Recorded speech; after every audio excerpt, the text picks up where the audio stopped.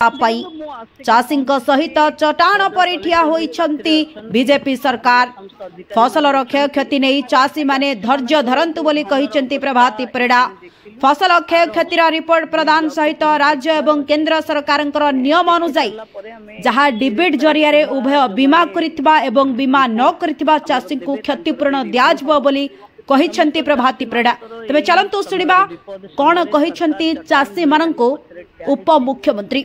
पुणी उजुड़ी जाइथिबा चाष बा फसल को केमती सरकार जते साहाय्य सहयोग ता देरे दब ताकू केमती आमे सठिक भाबे चाषी पाखे पहुंचेबा से व्यवस्था रे लागिबा कथा। समस्तंकर ये विपद बेल रे सरकार तांको सहित अछि।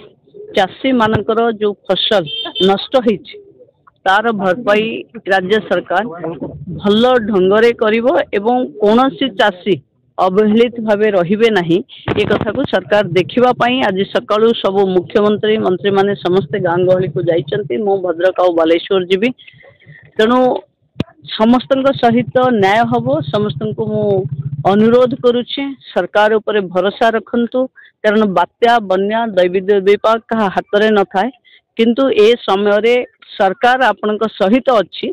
जहाँ असुविधा हब सरकार आपनक साथी रे थाई ताको समाधान करिवो।